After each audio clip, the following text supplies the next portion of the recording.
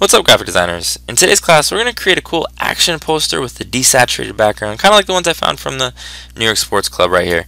And we're going to produce something that looks a little bit like this, or this action shot featuring Jonah.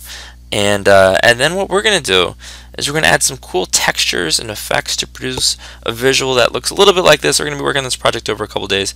So what is the first step? So the first step that we're going to need to do is find a cool image, right? We've got thousands to choose from. We're then going to press Command J to duplicate the background. We're going to make a copy, and then we're going to desaturate. And so let's do this one right here. So the first step I would recommend is identify the subject. Who are you going to be cutting out? In this one, I'm going to be selecting Chris Nunez, and you're going to want to use probably the polygonal lasso to make straight lines along with the magnetic lasso, but this one might be a little bit easier. And so I'm just going to do a fraction. You'll notice I'm just clicking away. I'm getting nice straight lines.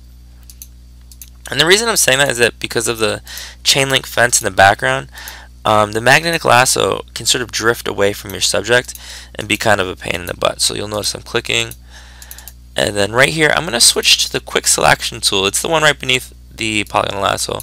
And I can see that when we look in, sometimes it works well, especially with the green background, but it's not working well here, is it? No. So this is going to be, you know, a little tedious, but I'm going to be using the polygonal lasso, and you're going to be going through. And this is the method I would recommend that you use to create your cutout. I'm going to zoom out right now, and I'm going to switch for the purposes of this video tutorial just to the regular lasso, just so you can see precisely what should be happening. Alright, so again, the first step, Command J to duplicate the background layer. Great. Next, you're going to get a selection method that works best for you. I would recommend the polygonal lasso. I'm not doing an amazing job. And if you make one selection you want to add to it, you're going to click the Add to functionality. We do not want to get Iggy's hand because Iggy is not Chris Nunez. We're almost done.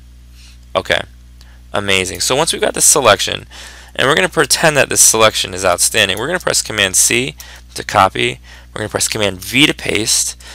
And now, in the past, maybe we would have copied and pasted this into a new layer, create a PNG, but for the purpose of this video tutorial, we're going to keep it right here. We're going to go to layer 1. It's the layer right beneath that cutout that we just created. We're going to press Command Shift U to desaturate the layer. We're going to press Command L to lighten the lights, like so. Yeah, that looks great. We're going to darken the darks just a tad. We're going to experiment with midtones, and that looks amazing. Alright, so now what do we do? Well, the next step is we're going to create a new layer, and we're going to be adding some effects. And you know, I lied to you.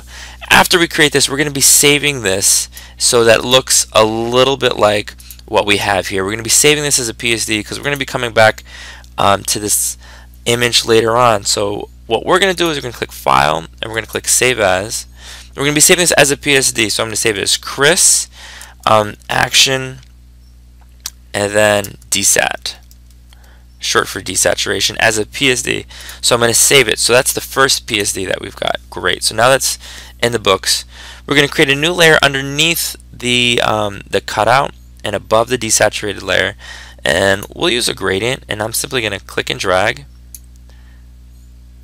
and I kind of think that's cool. Nice. So what we're going to do is we're going to press V, hold Shift, plus, plus, plus. We're going to cycle through until you find a blending mode that you like. And let's say soft light. Now let's keep going.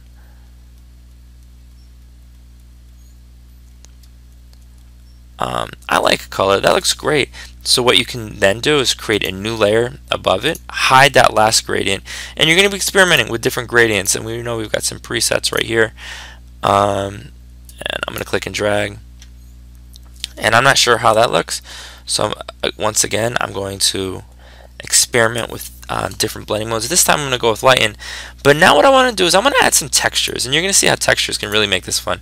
So we're going to do a Google search, and I've got paper texture background, so I'm going to copy the image. I'm going to return to Photoshop, and we're going to press Command V to paste it in, and I'm going to press Command T, and I'm going to stretch it out, and To make this look a little bit better, we're going to press Command L. We're going to lighten the lights. We're going to darken the darks just a tad. Alright, and so now what we're going to do is just like with the gradients a moment ago, we're going to cycle through the blending modes. Wow, and that looks so freaking cool. I like that too. That one looks awesome. You guys are going to experiment with multiple layers, multiple textures, and you're going to really notice that it produces totally different effect with each variation. So here on this one I added a metal texture, and you'll notice this is without the metal texture. Here it is with the metal texture. So you're going to be experimenting with textures, colors, and gradients, and then we're going to be adding text in our next class.